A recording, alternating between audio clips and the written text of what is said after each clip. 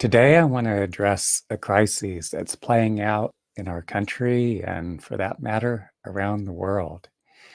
In the past week, I've put together this article I'm calling Dogs in Crises: How We're Abandoning Our Best Friends. And I would encourage you to read the article as well. I'll post the link to the article below the video.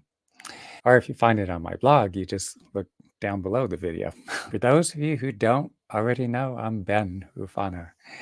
There's so much that has been said about the innate goodness of human beings. And yes, to some extent, there's so many examples, like in a natural disaster, or hurricanes and floods and tornadoes. There's this outpouring of support, and people open their hearts and their homes, and they sometimes take people in, providing shelter and food and other assistance. Other examples of individuals who run into a burning building or dive into freezing cold waters to save the life of another person. And so many other countless acts of kindness and generosity that we see on a daily basis. And that's wonderful. At the same time, there are also people who are abusive. In addition, there's a lot of apathy out there, gross insensitivity to the suffering of other people and animals, and also the destruction of the planet. And I think in many ways that's clearly evidenced by the crises that we're seeing at this point in time, with the number of dogs that are ending up in shelters. I'm going to refer to my notes a bit here because there's a lot of details, and I just want to remember to include everything that I wanted to say here. So I think it's, according to the statistics, something like 20 to 35% of dogs in the United States are homeless.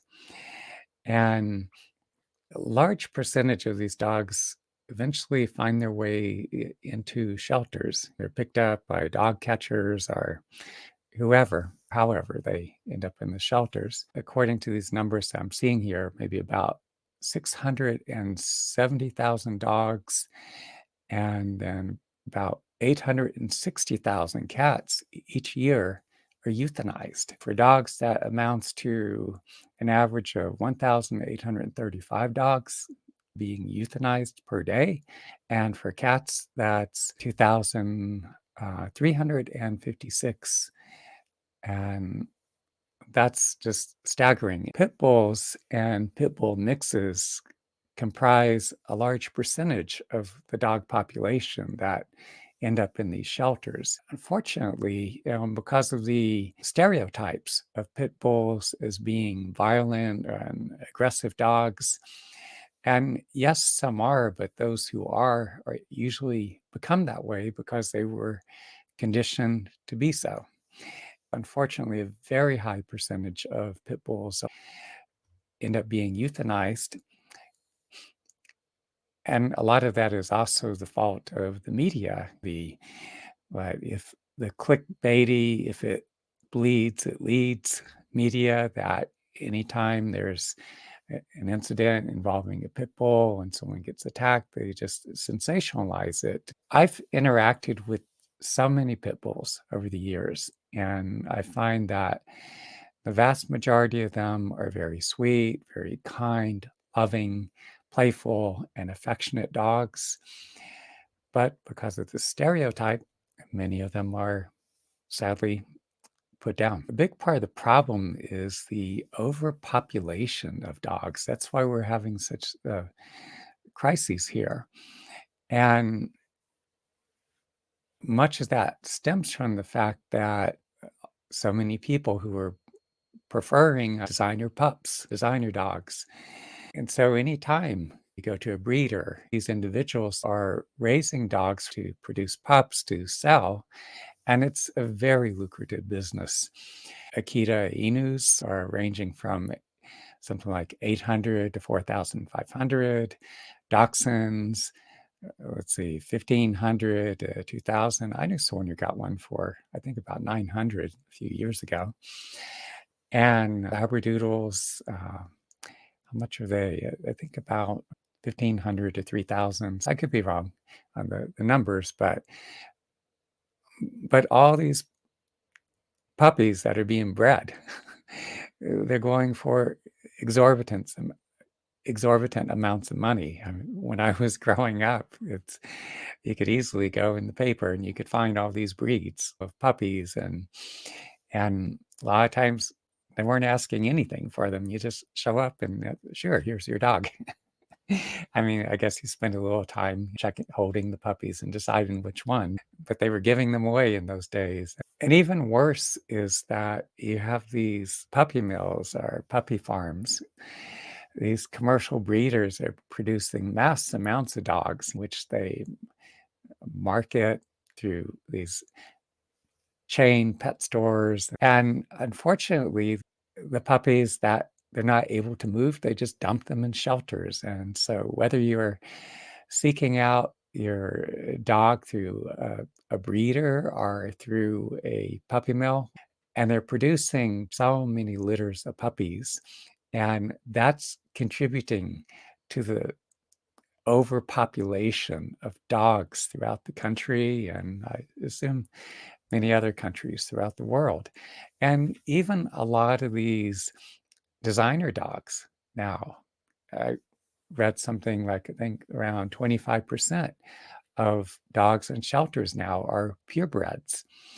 Now, a lot of times people take in dogs, maybe people think like, oh, it'd be so nice to have a puppy. And yet puppies peeing and pooping on the carpet, and some dogs are a bit more high demand than others. And many people having short attention spans, many being shallow and immature and are just not willing to make an investment to care for this other living being. And so, because of their shallowness and impatience, they just dump the dog. Another reason for the overpopulation is that so many people fail to spay and neuter their dogs and their cats. And so there's all these instances of dogs and cats breeding and producing litters, and then people feel overwhelmed by them. They can't find homes. And so it's critically important for us to demonstrate that responsibility of having our pets spayed and neutered so that they don't keep producing and therefore contributing to the overpopulation of dogs and cats. But people abandoned their pets for all kinds of reasons. Sometimes in New York City, for instance, there are a lot of buildings that don't allow pets, and the housing situation is horrendous. It's a struggle to find a decent place to live that doesn't cost an absolute fortune.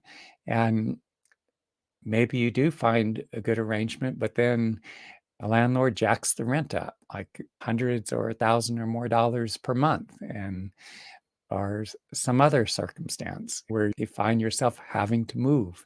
And so you have many individuals when they're forced to move and they can't find any place that allows for a pet. And so what happens? They dump the dog or cat in a shelter. And it's heartbreaking to see that.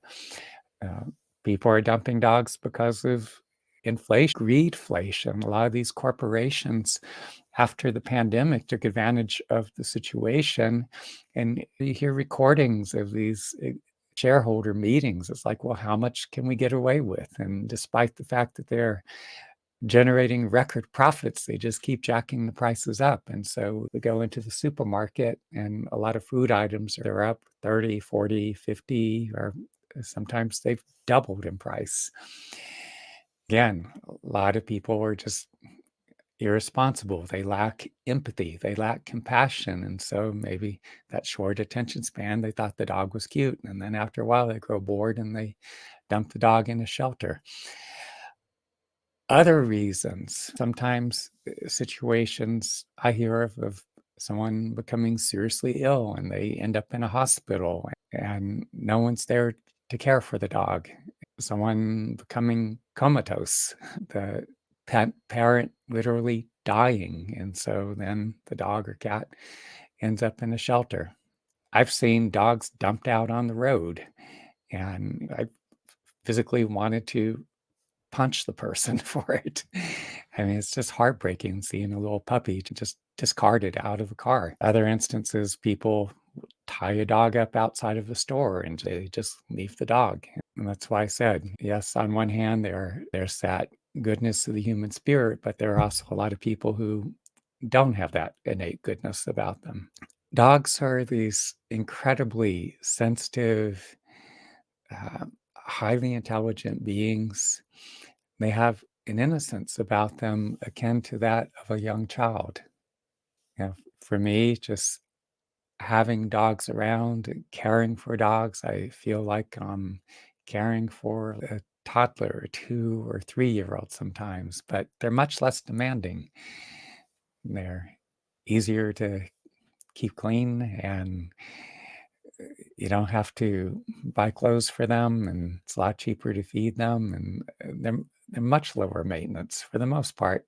And sometimes it's tough in the beginning when they're puppies chewing everything up, and you have to keep things out of reach and peeing and pooping on the carpet. It does require some patience initially, but, as they grow older and they're potty trained and they know how to go out to do their business, then they're much lower maintenance. And dogs also, they have emotions in many ways like humans do. When they're abused and they're abandoned, they become very fearful, anxious, and you see dogs that are just left in shelters, and they know what's happening. They sense what's happening to the other dogs in the shelter that are being euthanized, and they fear that's gonna happen to them as well. And again, I just feel it's so heartless to just dump a dog in a shelter. And you see these dogs again, anxious, just horribly depressed. And many of them, they just give up hope. And you see them, and they're just pushing their face, their nose against the wires, of that cage they're in, and they're just longing for any love, any attention at all. Conversely, when a dog's cared for and when a dog's loved, they're so happy, they're excited. It's and dogs develop this incredible love and loyalty to their pet parents.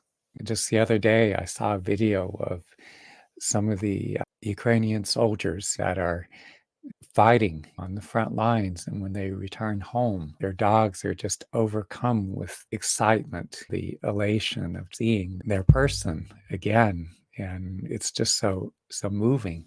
I'm in a situation where, because I travel so much for work, I'm not able to keep a dog, and I'm gone much of the time. And so I'd be gone for weeks or months at a time. But I've bonded with so many of the dogs of people that I work with, a few cats as well. Some years ago, this couple that go over, and they had this huge Alaskan Malamute. Every time I'd come over, the dog, Caleb, would just start howling and we'd get so excited.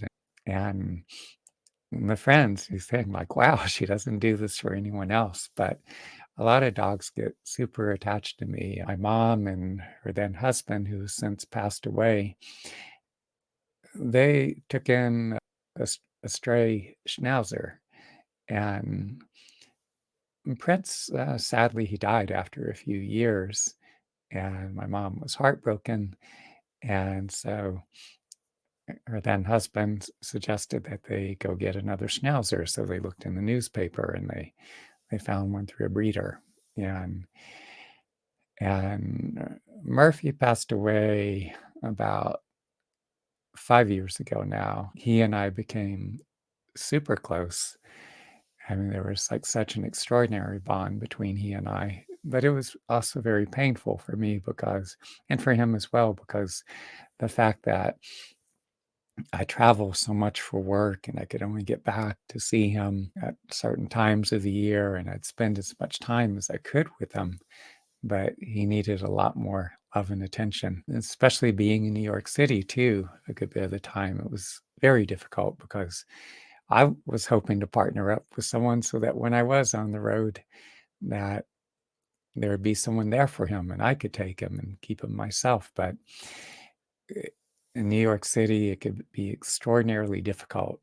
At least that's been my experience to form any deep, lasting, or meaningful connection. And so that's another reason I've spent a lot of my time on the road. Since that time, my mom has taken in another schnauzer, which you may have seen her, Mahi, in other videos and some photos as well. If at some point I'm situated in one place where I'm not moving about so much, very likely I will take in a shelter dog because anything any of us can do to save the lives of these dogs. I mean, you go into a shelter, and I'd encourage you to do so to see if you feel a resonance or bond with one of these dogs. Look into their eyes, feel their presence, and see if you feel that connection with a dog, or better yet, a couple of dogs, and take them home and give them a loving home. You'd be saving a life, and you'd be helping to solve the problem. So, yeah, definitely adopt, don't shop. Go to the shelter instead of going to a breeder and spending the big money, or going to pet shops. By going to a breeder or pet shop, you're part of the problem. Dogs, in many ways, can be incredibly healing. And at this time in history, people are so disconnected in many ways. It's in years past, there was much more of a sense of community. You get together with friends, spend time together, you'd go out and do the stuff. But as time has gone on, people, as they're spending more and more time online, are less inclined to get together. And in relationships, the whole quality of the way we bond or form attachments, or don't bond and form attachments, everything's changed. Online dating, and people show up in your life, people you think of as friends, and we don't have that constancy like we used to have. And people show up and disappear, and maybe you start seeing someone, you could be living with someone, and that person even ghosts you. And so many of us are much lonelier than we used to be. And just having a dog helps to compensate for that. Many of us are touch starved. And there's something about the human touch that precipitates the release of oxytocin, the love or the cuddle hormone, and it helps us to feel that sense of safety and trust and to love. And the fact that we're not getting that human touch, and also with touch, also helping to facilitate the production of dopamine and serotonin as well, which is also important for our sense of happiness and well being. And so the fact that there's much more of a disconnect between us and other human beings, there's something about having a dog that helps to compensate for that. And again, as I was saying, just a lot of people, they're just, in many ways, they're too busy, and that makes them unavailable. In many instances, they're disinterested, or they could just be very uncaring. And so there's ways that dogs are so present in the moment. They're incredibly loyal, they're caring, they're loving. And for many of us, they're the closest thing that many of us will ever know to unconditional love. And again, what I was saying too, going back a little bit about the physical contact, it's like dogs like to cuddle, they're affectionate, they want to be held and loved, they love to be petted. If you let them, they'll lick you. They'll, if you're okay with it, you're comfortable with it, a dog will sleep next to you in bed. And that could make such a big difference. Maybe if you've gone through a breakup or a divorce, and now you're on your own, you have a dog there, and it helps to compensate. and helps to comfort you in that time of loss, or a cat as well, if you're more have a stronger affinity towards cats. Personally, I find that dogs tend to be a lot more loving and affectionate. Cats could be a little more aloof. We all have our preferences. They're beneficial to our health in other ways. A lot of us were working so many hours and we're commuting.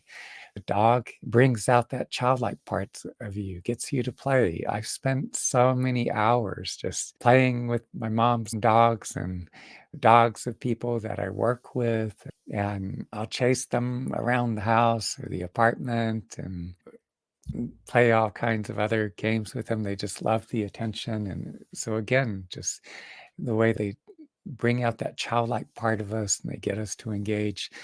And also, many of us are just way too sedentary. So, if we have a dog and that motivates us to get our ass out the door and go walk them. And so, it can be a great opportunity for some of us to shed a few pounds and stay more fit and firm bodied. And so, yeah, we need to get our ass moving. Sometimes it's nice to be able to travel and see new scenery and be in different parts of the United States and different countries around the world. There are pluses and minuses to both. And when have spent time in Sri Lanka, I would pay attention and I would go and feed the street dogs there. And it pains me. I have kind of a love-hate relationship with South Asia. Some people are caring for dogs there, but I could see people also being quite abusive, throwing rocks at dogs or chasing them off. A former girlfriend of mine, she would feed the street dogs that had come around her home, and she would go a step further. She would take some of these dogs and have them spayed and neutered so that they didn't just keep producing more litters of pups. And she named one of them Kilatu, which Kilatu, that in Sinhalese, I think it means dirty, because this little pup would like to roll in the dirt and was covered with dirt much of the time. I took Kilatu's sister one day, Chuti, and I gave her a bath, and then she escaped from me, and then she starts rolling in the dirt again. So I went and I grabbed her and washed her a second time. and and then this time I locked her in the house until she dried out, because I wanted her to, at least for once, be clean there. But dogs are more than just companions, and I think we need dogs much more than most of us realize we do. But dogs also depend on us for their well-being, and not just that, for their survival. So I hope you'll reflect on what I'm saying in this video and also read the article too. Either the article will be posted below on the blog, or the link to the article will be posted below this video. Yeah, read the article and reflect on what I'm saying. I understand some of you do have preferences for certain breeds, but if you do, there are individuals and organizations that are focused on rescuing, and it could be Dobermans or Labrador retrievers or Dachshunds or Cocker Spaniels or Schnauzers, whatever. There, as I said, people are in groups, organizations focused on rescuing these dogs. So at least do your homework and seek out those groups and individuals, and and go to an animal shelter. Just look. I mean, you can just uh, go to any of these shelters, and there's so many dogs, and maybe it wasn't the breed that you thought you wanted, but you just spend time, and as I said, you look into their eyes and you feel their presence. And